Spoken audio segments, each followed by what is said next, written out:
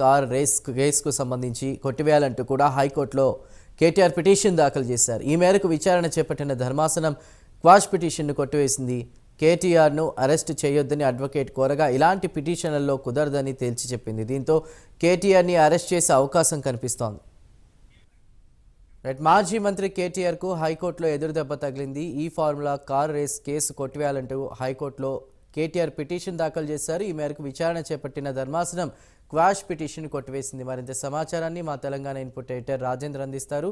Rajender, ACB దర్యాప్తులో మేము జోక్యం చేసుకోలేము, రూల్ ఆఫ్ లా అందరికీ వర్తిస్తుంది అంటూ కూడా చెప్పడం జరిగింది. ఈ నేపథ్యంలో కేటీఆర్ను అరెస్ట్ చేసే అవకాశం ఉందా? మరోవైపు ఈ హైకోర్టు ఏదైతే కొన్ని వ్యాఖ్యలు చేసిందో, కేసు కొట్టివేసిందో, దీనికి సంబంధించి ఆయన కేటీఆర్ సుప్రీంకోర్టును ఆశ్రయించే ఆలోచనలో ఉన్నట్లు తెలుస్తోంది. మీ దగ్గర అప్డేట్ ఏంటి? చందు, కాసేపు క్రితమే ఈ కార్ రేస్ వ్యవహారంలో ఏదైతే మాజీ మంత్రి బీఆర్ఎస్ వర్కింగ్ ప్రెసిడెంట్ కేటీఆర్ ఇప్పటికే హైకోర్టులో క్వాష్ పిటిషన్ వేశారు. ఈ నేపథ్యంలో 3 రోజుల క్రితమే దీని మీద వాదోపవాదాలు జరిగి ముగిసినా కానీ ఇవాళ తీర్పు రిజర్వ్ చేసి ఇవాళ కాసేపు క్రితమే హైకోర్టు ఈ విషయంలో తీర్పు వెలువరించిన నేపథ్యంలో ఇదే అంశంలో కేటీఆర్ వేసినటువంటి క్వాష్ పిటిషన్ ఇప్పటికే కొట్టివేసింది. ఈ కొట్టివేసిన నేపథ్యంలో నెక్స్ట్ ఏం జరగబోతుంది అనేది మాత్రం ఇప్పుడు అందరిలో కూడా ఉత్కంఠ నెలకొంది. ఎందుకంటే ఇప్పటికే ఈ కేసు విషయంలో అటు ఏసీబీ అధికారులు, ఇటు ఈడీ అధికారులు ఇప్పటికే కేటీఆర్ రావాలంటూ ఇప్పటికి నోటీసులు ఇచ్చారు.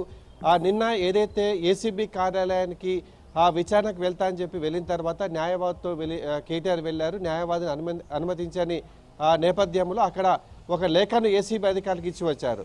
అయితే ఆ తర్వాత అనూహ్యంగా సాయంత్రానికి ఈ నెల 9వ తేదీ అంటే ఎల్లుండి మళ్ళీ విచారణ రావాలంటూ కేటీఆర్కు మరోసారి ఏసీబీ అధికారులు నోటీస్ ఇచ్చారు. ఇవాళ ఈడీ అధికారుల ముందు హాజరు కావాల్సి ఉన్న వారికి కూడా ఒక లేఖ కొంత సమయం కావాలని అడిగిన నేపథ్యంలో ఈడీ అధికారులు కూడా దాన్ని సమ్మతించారు. అయితే ఏసీబీ అధికారులు నిన్న విచారణకు వారి ముందు హాజరు కాకుండా వెనుదిరిగారు కేటీఆర్. అయితే 9వ తేదీన హాజరు కావాలని చెప్పే నేపథ్యంలో హైకోర్టు తీర్పు కూడా ఇవాళ వెలువరించింది. కేటీఆర్ వేసిన పిటిషన్ కొట్టివేసిన నేపథ్యంలో ఖచ్చితంగా 9వ తేదీ అంటే వ్యక్తిగతంగా హాజరు కావాల్సి ఉన్నట్టు కూడా సమాచారంగా తెలుస్తుంది. అయితే 9వ తేదీ విచారణ జరిగిన తర్వాతనే కేటీఆర్ను ప్రశ్నించిన తర్వాతనే అధికారులు అరెస్టు చేశారా, మరోసారి విచారణ పిలిచి అరెస్ట్ చేశారన్న విషయంలో ఇంకా కొంత సమయం పట్టే అవకాశం ఉన్నట్లు మనకు తెలుస్తుంది. ఎందుకంటే ఈ కేసులో ప్రధానంగా ముగ్గురు A1గా కేటీఆర్, A2గా అరవింద్ కుమార్, A3గా బిఎల్ఎన్ రెడ్డి ఉన్న నేపథ్యంలో వారిని కూడా ఏసీబీ అధికారులు రేపే నుండి విచారిస్తున్న నేపథ్యంలో ఈ విచారణ పూర్తి అయిన తర్వాత 9వ తేదీ A1గా ఉన్న కేటీఆర్ను విచారించిన తర్వాతనే నిర్ణయం తీసుకునే అవకాశం మనకు కనిపిస్తుంది. ఇప్పటికే మనకు అందుతున్న సమాచారం ప్రకారం ఈ విషయంలో ఖచ్చితంగా ఏసీబీ అధికారులు, ఈడీ అధికారులు దూకుడుగా పోతున్న నేపథ్యంలో ఖచ్చితంగా అరెస్టులు ఉండబోతున్నాయనే సమాచారం ఉన్న నేపథ్యంలో అధికారులు ఏ విధంగా నిర్ణయం తీసుకోబోతున్న ఉత్కంఠ నెలకొంది. మరోవైపు ఇవాళ కేటీఆర్ సంబంధించి ఈ కారు వ్యవహారంలో తీర్పు వస్తున్న నేపథ్యంలో అటు బీఆర్ఎస్ భవన్లో కానీ, ఇటు నందినగర్లోని కేటీఆర్ నివాసంలో కానీ ఇప్పటికే పార్టీ ముఖ్య నేతలు కూడా సమావేశం అయినట్టు కూడా మనకు తెలుసు. మరి కాసేపట్లోనే నందినగర్ నుంచి పార్టీ కార్యాలయానికి కేటీఆర్ వెళ్లే అవకాశం ఉన్నట్టు కూడా మనకు స్పష్టంగా తెలుస్తుంది. అటు ఈడీ అధికారులు కూడా విచారణ పిలుస్తున్న నేపథ్యంలో ఎల్లుండి అంటే 9వ తేదీన కేటీఆర్ ఏదైతే ఈ ఏసీబీ విచారణకు హాజరవుతున్న తర్వాతనే అధికారులు నిర్ణయం తీసుకునే అవకాశం ఉన్నట్లు కూడా మనకు స్పష్టంగా తెలుస్తుంది. చందు, రాజేందర్, అంటే నిన్న జరిగిన నాటకీయ పరిణామాలను ఏ విధంగా చూడాలి? అంటే ఆయన ఒక పక్కన ఎంక్వైరీకి సంబంధించి రావడం, తర్వాత లీగల్ టీమ్ని ఇంకా స్ట్రెంథెన్ చేసుకుని మళ్ళీ వస్తానంటూ వెనుతిరగడం, ఈ గ్యాప్లో ఏసీబీ సోదాలు చేయడానికి గచ్చిపోలి వెళ్ళడం, ఇవన్నీ చూస్తుంటే మళ్ళీ ఇప్పుడు ఆయనకు సంబంధించిన అడ్వకేట్ అరెస్ట్ చేయొద్దంటూ కూడా ఏదైతే లాకి ఒక రకంగా అగెయినెస్ట్గా వెళ్ళడాన్ని ఏ విధంగా చూడాలి?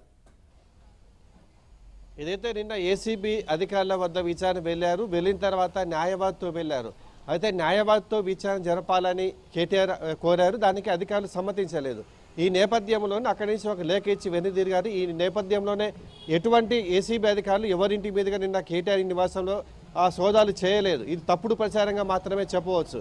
అయితే సాయంత్రం పూట మాత్రమే ఇదే అంశం మీద 9వ తేదీన మరోసారి విచారణకు హాజరు కావాలని ఒక లేఖ ఇచ్చారు. దాంతో ఖచ్చితంగా 9వ తేదీకి విచారణ హాజరవుతున్నట్టు కూడా మనకు సమాచారంగా తెలుస్తుంది. ఆ తర్వాతనే అధికారులు ఎలాంటి నిర్ణయం తీసుకుంటారు, తదుపరి ముందడుగు ఏ విధంగా ఉండబోతుంది, అరెస్ట్ చేశారా, మరోసారి విచారణ పిలిచి ఈ కేసు వ్యవహారంలో పూర్తి వివరాలు రాబట్టిన తర్వాతనే యాక్షన్ తీసుకుంటారా అనేది మాత్రం 9వ తేదీ తర్వాతనే స్పష్టంగా తెలిసే అవకాశం ఉన్నట్లు కూడా మనకు స్పష్టంగా తెలుస్తుంది చందు. మరి హైకోర్టు తీర్పుపై ఇప్పుడు సుప్రీంకోర్టుకు వెళ్ళే ఆలోచనలో కూడా కేటీఆర్ ఉన్నట్టు తెలుస్తుంది. మరి వెళ్తారా? ఈ గ్యాప్లోనే మళ్ళీ ఏమైనా అరెస్ట్ తప్పదా? ఎలా చూడాలి? ఏదైతే హైకోర్టు తుది తీర్పు ఇచ్చే నేపథ్యంలో ఖచ్చితంగా ఏసీబీ అధికారుల ముందు విచారణకు హాజరు కావాల్సి ఉంది. ఆ తర్వాతనే పైకోర్టుకు వెళ్ళాలా, ఏ నిర్ణయం తీసుకునే అవకాశం మనకు కనిపిస్తుంది. ఎందుకంటే ఈ విచారణ నేపథ్యంలో సుప్రీంకోర్టుకు వెళ్ళే అవకాశాలు లేనట్లు కూడా మనకు తెలుస్తుంది. ఎందుకంటే ఇప్పటికే కేటీఆర్ పరంగా ఈ కార్ రేసులో జరిగిన వాదనలు అంటే వ్యవహారాలు మొత్తం కూడా రిటర్న్కి ఇచ్చే నేపథ్యంలో తన వాదన కూడా హైకోర్టులో చెప్పానని చెప్పి నిన్న కూడా కేటీఆర్ వెల్లడించారు. ఈ నేపథ్యంలోనూ విచారణకు హాజరైన తర్వాతనే తదుపరి యాక్షన్ తీసుకునే అవకాశం ఉన్నట్లు కూడా మనకు స్పష్టంగా తెలుస్తుంది చందు. మరోవైపు హైకోర్టు తీర్పు తర్వాత ఏసీబీ స్పీడ్ పెంచినట్టు తెలుస్తోంది. ఫార్ములా ఈ రేస్ కేసులో పలు చోట్ల ఏసీబీ సోదాలు కూడా చేస్తున్నట్లు తెలుస్తోంది. సో అంటే ఈ సోదాలు వీటిని ఎలా చూడాలంటే నిన్న మీరు చెప్పినట్లు సోదాలు జరగలేదంటున్నారు, ఒక పక్కేమో సోదాలు జరుగుతున్నట్లు వార్తలు వస్తున్నాయి. ఏది కరెక్ట్? ఏసీబీ అధికారులు ఇప్పటి వరకు ఎలాంటి సోదాలు నిర్వహించలేదు. ఎందుకంటే విచారణ జరుగుతున్న సమయంలో హాజరు కావాలని కోరుతున్నారు. కేవలం తప్పుడు ప్రచారంగా మాత్రమే చెప్తున్నారు. నిన్న ఏదైతే వార్తలు వచ్చాయో ఈ వార్తలు పూర్తిగా తప్పని కొట్టుపడేసినారు. ఈ నేపథ్యంలో ఎటువంటి విచారణ కేటీఆర్ నివాసంలో ఓరియన్ విల్లాస్ కానీ నందినగర్లో కానీ జరగలేదని చెప్పేసి అధికారులు స్పష్టంగా చెప్పారు. ఇది కేవలం తప్పుడు ప్రచారంగా మాత్రమే చెప్పారు Chandu. Right Rajendra, thank you.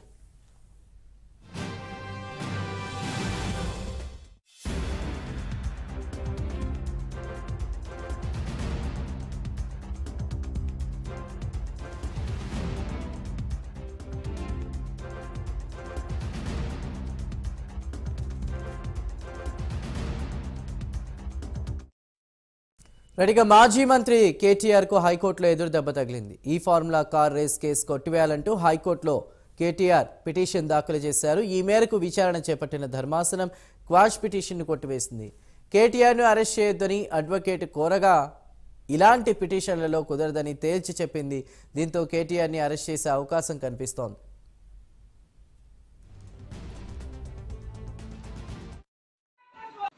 ACB వాళ్ళు స్పష్టంగా చెప్పిర్రండి, అన్యాయం జరిగింది, ఆయనకు అధికారం లేకున్నా model code of conduct election commission వారిది పెండింగ్లో ఉండగా ఈయన సోకాల్డ్ క్యాబినెట్ మినిస్టరే తప్ప అప్పటికి ఆయన క్యాబినెట్ మినిస్టర్ కాదు.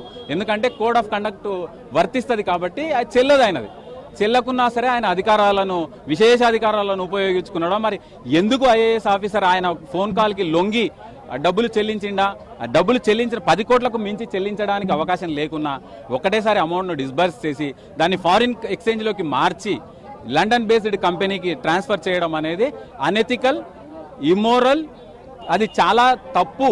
భవిష్యత్తు తరాలకు ఇటువంటిది చేయకుండా ఈరోజు హైకోర్టు చేసిన ఉత్తర్వులు శ్లాఘనీయం.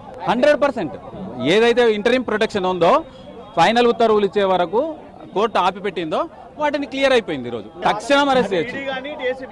ED is different. ED court ముందు లేదు కాబట్టి ఈడీ ప్రశ్నిస్తుంది. ఈడీ ఎంబడే కస్టడీలకు తీసుకునే అవకాశం లేదు. కవిత గారిని చూసినాం మనం, 4 సార్లు ఎంక్వైరీ చేసిన తర్వాత 5వ సారి సాటిస్ఫై కానప్పుడు అరెస్ట్ చేశారు. కాబట్టి ACB is entitle to take the charge. 409 అనేది బాధ్యత కలిగిన ఒక వ్యక్తి తన పరిధిలోని ఖజానాను దుర్వినియోగం చేయకూడదు, ఎవరికి ఫేవర్ చేయకూడదు అనేది 409 చెప్తుంది.